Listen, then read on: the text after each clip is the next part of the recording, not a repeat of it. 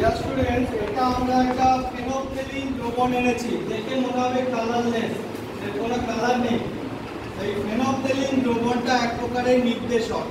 এটা অ্যাসিডে এক কালার দেখাবে, আর এর ক্ষারীয় দ্রবণে এক কালার দেখাবে, আর জল হচ্ছে প্রশম দ্রবণ, না অ্যাসিড না ক্ষার, তাতে আর একটা কালার দেখাবে। এর নিজের কোনো কালার নেই, প্রত্যেকে দেখতে পাচ্ছ জলের মতো কালার।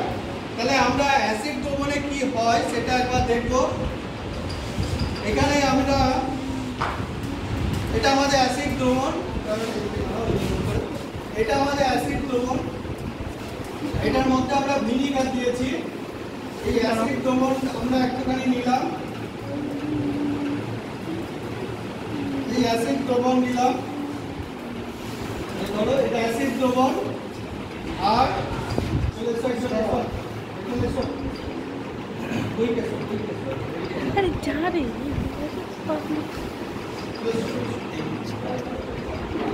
এটা আমার ক্ষারীয় দ্রবণ। এই ক্ষারীয় দ্রবণটা এখানে একটু নিলাম, এই ক্ষারীয় দ্রবণটা নিলাম। এখানে ধরো এটা ক্ষারীয় দ্রবণ। আরেকজন এসো, এটা আমি প্লেন জল নিচ্ছি,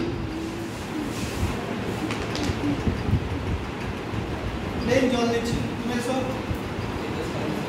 চলে এসো তাড়াতাড়ি এসো। এটা আমি প্লেন জল নিচ্ছি, এখানে এসো। এরপর আমার কাজ হচ্ছে আমি ফেনোক্সিলিন দ্রবণটা আমি দিচ্ছি। এটা আমার ফেনোক্সিলিন দ্রবণ। এই ফেনোক্সিলিন দ্রবণটা আমি এখানে দিলাম।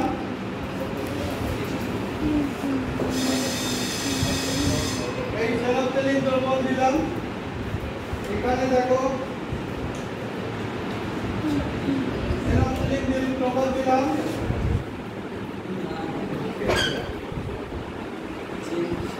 এখানে ফেনোক্সিলিন দ্রবণ দিলাম।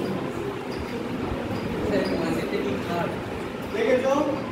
দেখো ফেনোক্সিলিন দ্রবণ এখানে হালকা একটুখানি কালার চেঞ্জ বা অনেকটা জলের মতো কালার নিয়েছে, মানে অ্যাকচুয়ালি কালার চেঞ্জ হয়নি। অ্যাসিড দ্রবণে মৃদু অ্যাসিড, ক্ষারীয় দ্রবণে কি হয়েছে? কি কালার? বেগুনি কালার, বেগুনি কালার নিয়েছে। আর প্লেন জলের মধ্যে কালার একই মানে যেমন জলের কালার, মানে কোনো চেঞ্জ নেই। তাহলে ফেনোক্সিলিন দ্রবণ দিয়ে আর দ্রবণটা আমরা গোলাপি বা বেগুনি কালার আমরা দেখতে পেলাম।